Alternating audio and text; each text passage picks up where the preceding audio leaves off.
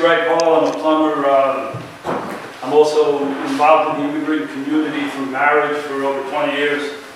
The immigration, as you can tell by some of the testimony here, the immigration issue has certainly divided this country. But the central cause of the problem, I believe, has been misrepresented and misunderstood, and is not spoken to very well. The issue is whether or not we needed immigration for our labor needs in this country. And this is what people are not talking about. Whether it's often said that immigrants do jobs that Americans don't want to do, but the real question is whether they're doing jobs that Americans were unavailable to do. According to Tom Roach, and there's, in the document here, there's a website for the viewers here. Tom Roach, a Seattle immigration lawyer, is a 10-minute speech on the Crooks and Liars website, which nails the issue.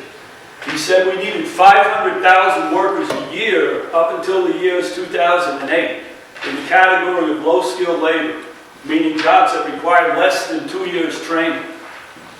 500,000 a year. We gave out 5,000 visas in that category. That's 1%. I've heard many people say, immigrants, people came here illegally, should have waited online. Well, there is no line. When you give out 5,000 visas for 500,000 jobs, that's not a line, that's a lottery. To substantiate that, I'm a plumber, and I work in the plumbing and heating industry, and I get 3 national trade magazines every month. Every trade magazine talks about difficulty in recruiting people into our industry. So if the anti-immigration people were correct in saying that illegal immigrants are taking jobs away from Americans, how come we have such a hard time getting plumbers and people in the HVAC industry? Electric Boat, it was reported in the Providence Journal, Electric Boat has a hard time finding welders who can pass a drug test. I talked to other business owners. One of the biggest challenges that they all speak of is the inability to find reliable workers, especially in the blue-collar field.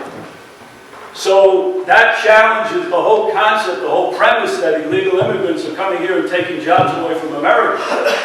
And that seems to be the basis of a lot of these anti-immigrant bills that are being proposed and passed.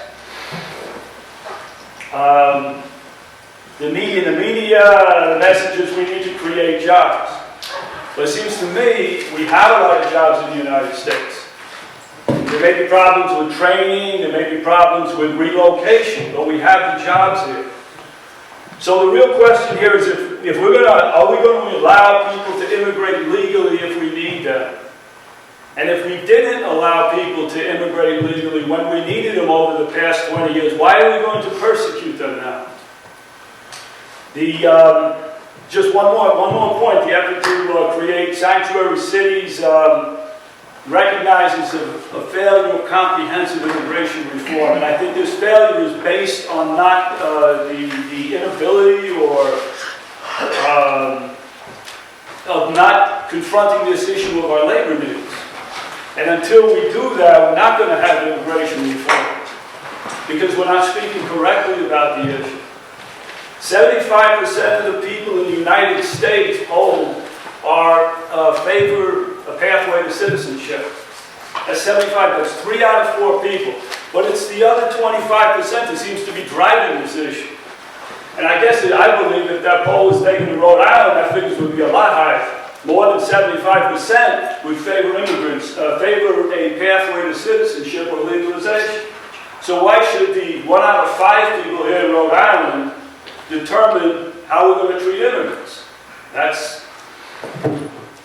This is a federal problem, and it can only be resolved on a federal level, and it cannot be resolved by local enforcement agencies. Thank you.